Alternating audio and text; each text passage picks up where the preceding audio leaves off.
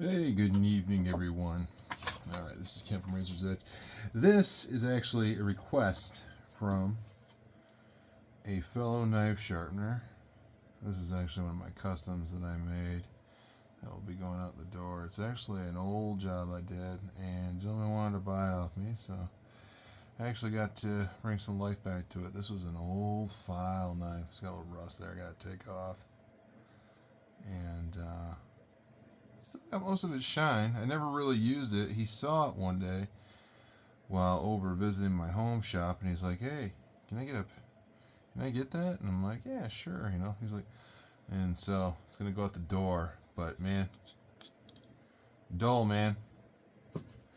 Here's another one of my custom jobs. I used to forge these. Obviously, I do not do that anymore. And this is actually from a rigid pipe wrench. The Rockwell on these, believe it or not, is actually about 61. Hard to believe. And it's a small opening knife. It's a little utility knife. And then your standard Mega Swiss. I don't know why the hell I bought it. Standard Army knife. Swiss Champ. All of these. It's got barely an edge, but it's got an edge. We're going to put an edge on them.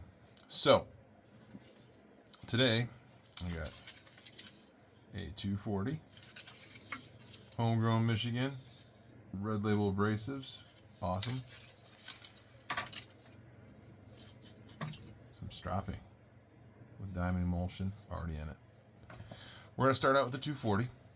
I do my knives, and a lot of guys, I get a lot of questions on forums asking me in DMs, why do you do edge trailing? And I go, I did try the edge leading. I have no problem with it. It's a good way to do it. I think Cliff's way is awesome. This is how I do it more. Sorry if that's too bright. I'm trying to put that more at an angle. The reason I like to do it is because I'm tall, and the way my sharpening trailer is set up, or for my mobile unit, it's just easier for me. So let's start out with this. This is actually a hollow ground.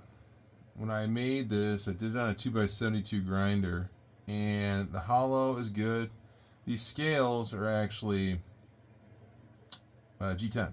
So let's build a good burr. On a hollow ground knife, sharpen it the same way on a flat edge as you would on any normal bevel edge knife. So here we go with 240.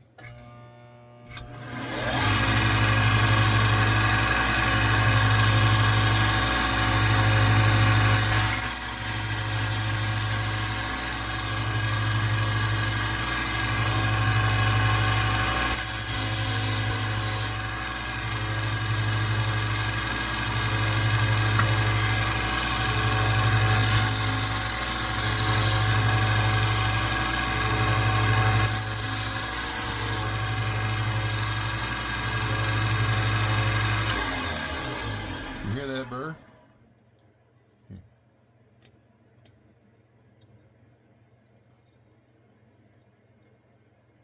Got a good burr from head to toe. Heel to toe, I should say. Alright, here goes my old Swiss Champ.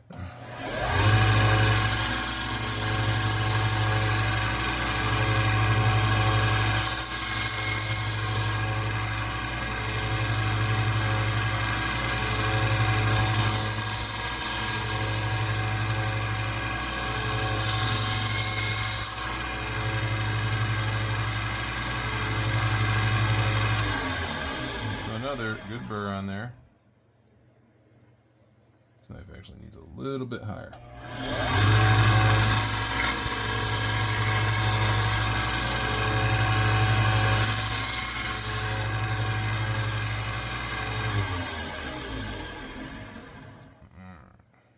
Got a good burr.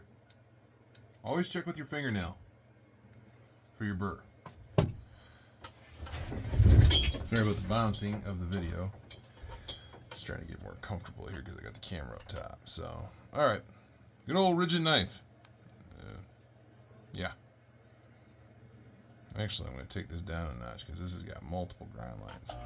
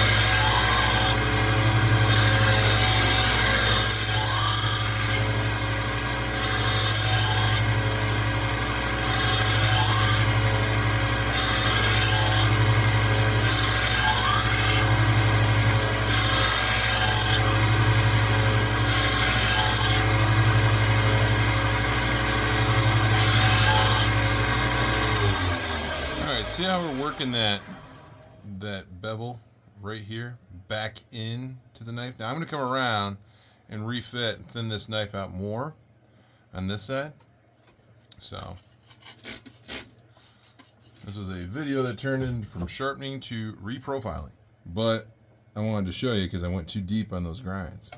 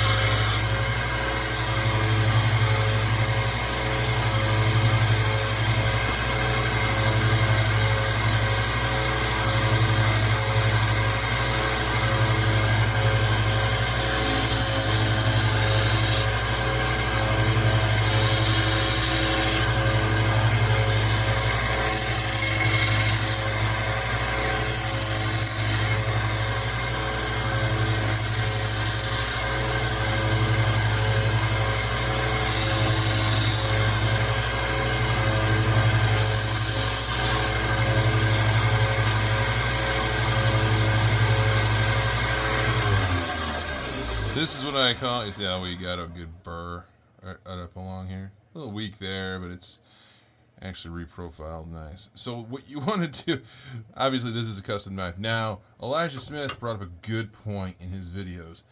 When you sharpen custom knives, you don't know what you're walking into. I will say that, being a maker for a very long, well, a long time. And you get a knife like this, right? It's going to be wobbly. It's going to be all over the place. It's not going to have a direct cut bevel, you know, a good raised pattern. It could be a complete concave kind of. I didn't, believe it or not, before I started sharpening shears, excuse me, I always thought everything was concave, but that's how I learned it from the guy that trained me in doing knives. But you can get a job like this where, you know, it's the symmetry is way off, the heat treatment, you're like, okay. This is a novelty functional knife. So you might run into those. Now this is a knife that was made from a high grade, high carbon file, heat treated by me, and the fit and finish was done purposely to be professional. But you could run into that. And there's nothing wrong with that. And it's not to knock hobby knife makers at all, because I was one that turned into trying to make it a living. And for me, it wasn't worth the time, because to be a knife maker, you gotta spend a lot of time in shop. And sharpening is a much more lucrative business. So that's the direction I chose to go to for that reason. So I got a 1,000 grit belt on here, right? This from Red Label Abrasives. If you guys not, you can get them on Amazon. I think it's like $26 for 12 belts. This is their 1,000 grit series, obviously. And we're going to go in here and try to build another good burr. Back up from that 240 we had.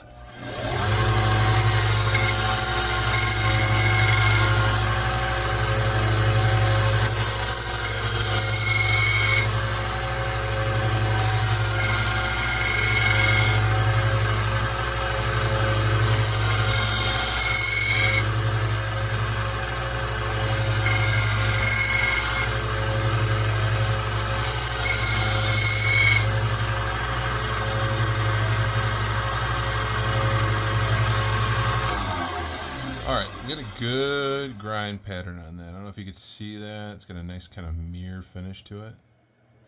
Normally, on a knife, even with this kind of a profile, this maybe just a little like 3/16 or just an 1/8 inch stock. And I would normally go like a 25 degree. I do all my hand knives freehand just because of just practice over the years, stuff like that. And I found that it's easier for me. Using a guide though will give you absolute precision results, like those the guys that Cliff uses and a few of the other fellows uses. I think are great because you're getting consistency all the time. Me, I'm an old school guy. Like I like that. I have a lot of confidence in what I'm doing here, and my edges turn out usually very well. But having that guide also is a very professional move for you guys that are doing like thousands of knives a year. It's a really good thing to have.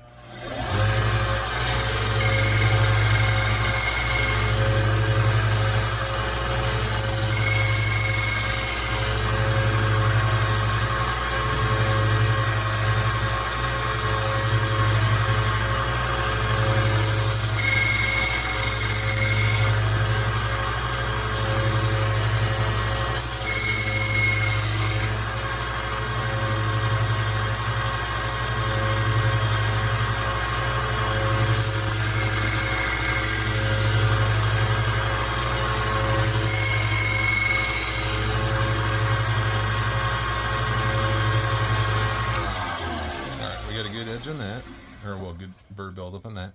Another thing is also when you're doing guided systems to check for your burr. I'm pretty adamant about it. Check for your burr. You'll usually see it if you have a good amount of light, like you can see a burr there still that's left over, and you're gonna run into that where you're gonna see all kinds of different lines. And if you see multiple grind lines on a knife, even like this, you can go higher and bring it like back, bring your knife up and bring it back. That will raise the secondary bevel line, but it would also give it a much crisper look, and you'll raise a burr much easier.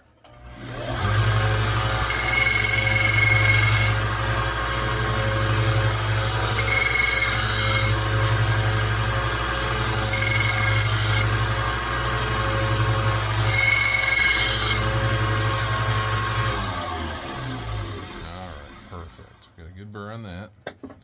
Now let's switch over to the diamond belt. I loaded this up. This is a pretty new belt, so shouldn't have too many problems with the stretching out. Should be broken pretty good by now. All right, cool.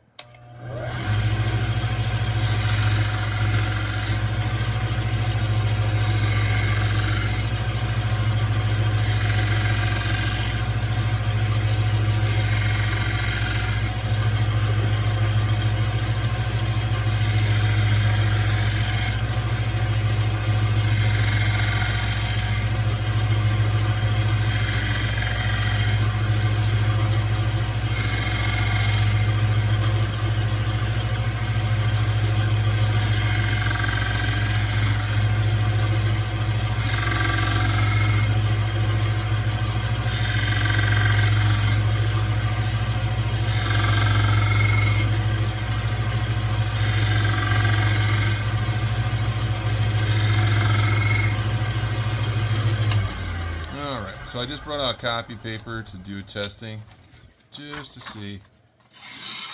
All right, beautiful.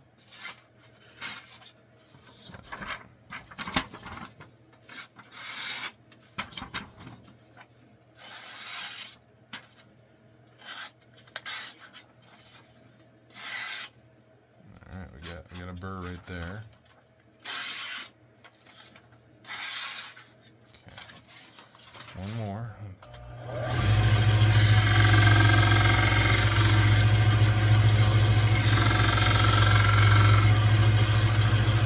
I think that burr just went flying. I don't know if you saw that.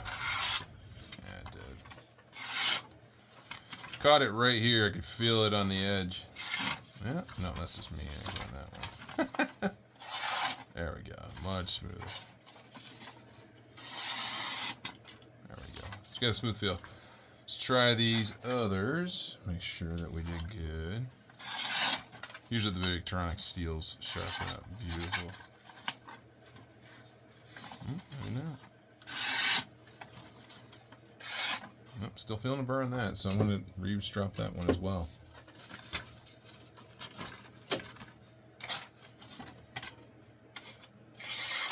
Believe it or not, these.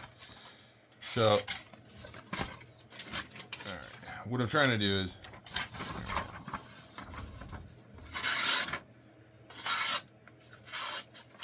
alright, let's see if we can strap these up just a little bit more. I don't know if you can see that burr still.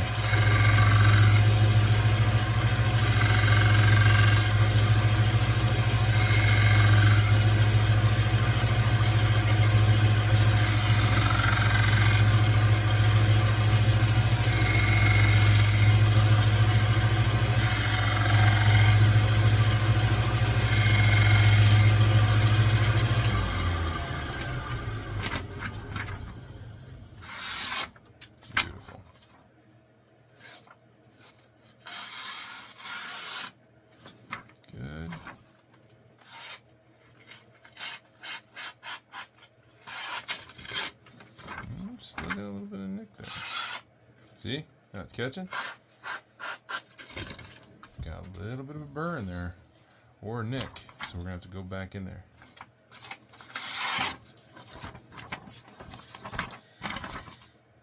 The reason I'm doing so many paper test cuts is I want to make sure I got every...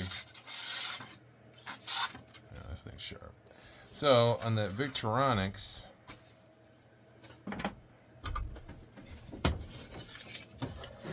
we're going to go back. And sometimes you'll have to do this, and I always recommend, if you do have, like, it's on the other side of my trailer, but, some kind of a microscope. And, you know, even if you can get one of those, you can get the cheap ones off of $10 off of Amazon or something like that. They really do help.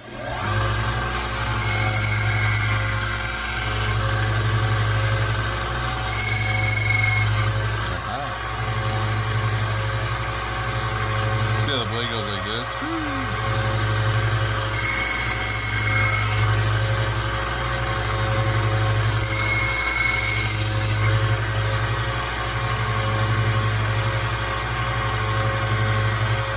Alright, the burr feels good on that. So, let's try it one more time.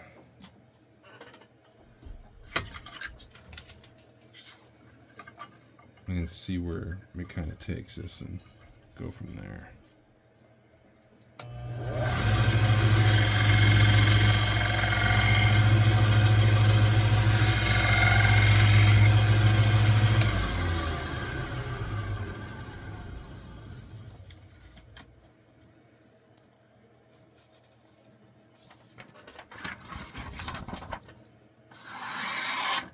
Beautiful. So on this copy paper, I know a lot of guys will use the test paper. I'll make sure that this tips here. I got a lot of glue on that thing. Yeah. Ah, right there. But that's where I got my glue point. This is one old knife, man.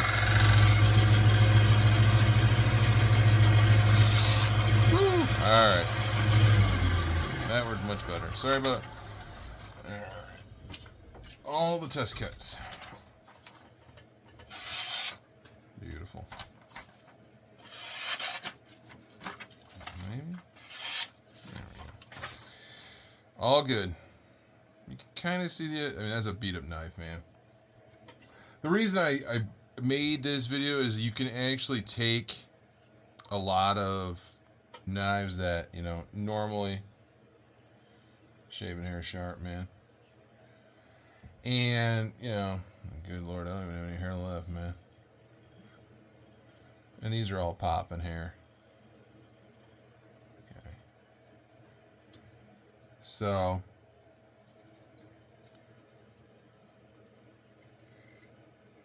Victorinox is actually the sharpest. And that's kind of what I'm looking for. I want that shave hair sharp kind of look to it, you know. There we go. So, they're all good to go. And like I said, these are just standard.